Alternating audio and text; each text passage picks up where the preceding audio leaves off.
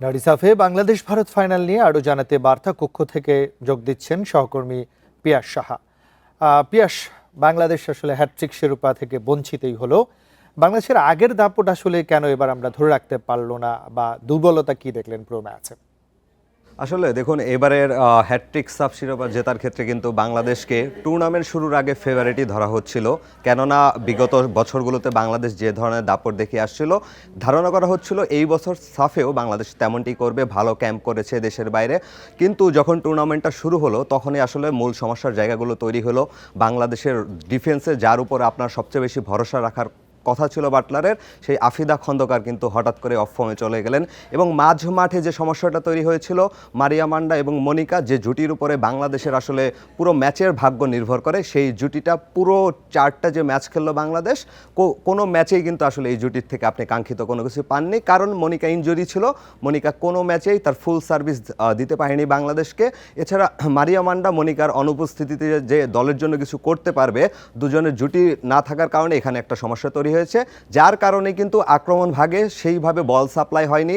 এবং ঋতুপর্ণা চাকমা হয়তো ইন্ডিভিজুয়ালি অনেক কিছু করার চেষ্টা করেছেন এবং তিনি সফল হয়েছেন সেমিফাইনাল এবং ফাইনালে, কিন্তু বাকি যে স্ট্রাইকের পজিশনে ফরওয়ার্ড লাইনে খেলোয়াড়গুলো রয়েছে তারা কিন্তু আসলে সুবিধা করতে পারেনি, কারণ তারা ওই ধরনের বল সাপ্লাই পায়নি মাঝ মাঠ থেকে, যে কারণে পুরো টুর্নামেন্টে বাংলাদেশ কিন্তু ঢুকেছে ফেভারিট হওয়ার কথা থাকলেও শেষ পর্যন্ত ভারতই শিরোপা জিতে নিল।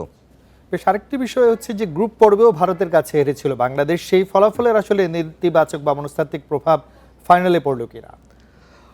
অবশ্যই ফাইনালে সেই চাপটা তো ছিলই বাংলাদেশের কাছে, কারণ মাঠে এবং মাঠের বাইরে বাংলাদেশের অনেক চ্যালেঞ্জের মধ্যে দিয়ে যেতে হচ্ছিল। আপনি জানেন যে এক ফুটবলারের মার মৃত্যু হয়েছে সাব চলাকালীন অবস্থায়, শিউলি আজিম, সেটার একটা মানসিক চাপ ছিল।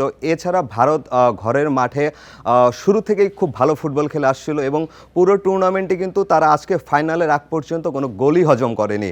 তার মানে আপনি বুঝতে পারছেন তাদের রক্ষণভাগ কতটুকু শক্তিশালী ছিল। সেই জায়গা গ্রুপ পর্বে যে 3-0 গোলে বাংলাদেশ হেরেছে, সেইখানেও আমি শুরুতে যেমনটা বললাম দলের যে দুর্বলতাগুলো ছিল, সেই ম্যাচেও সেটা স্পষ্ট হয়েছে। এবং এইখান থেকে বাংলাদেশ কিন্তু আজকে একটা ভালো শুরু করেছিল, ভারতকে কিন্তু টুর্নামেন্টের প্রথম গোল তারা উপহার দিয়েছিল, তাদের জালে গোল পাঠিয়েছিল।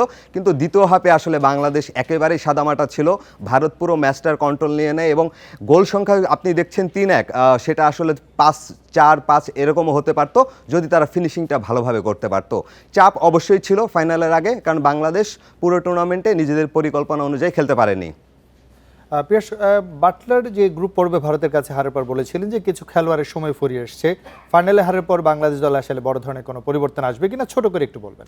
ছোট করে যদি বলতে চাই, সে কিন্তু আগেই বার্তা দিয়েছে যে মনিকাকে সে আসলে ফিট দেখছেন না, তার ক্যারিয়ার কিন্তু শেষের দিকে। হয়তোবা এইরকম 2-1 প্লেয়ার যারা আসলে তার কাছে ফিট মনে হয় না, তাদের বিবেচনা করবে ভবিষ্যতে তাদের দলে রাখবে কিনা। জি, পিয়াস, আপনাকে অনেক ধন্যবাদ।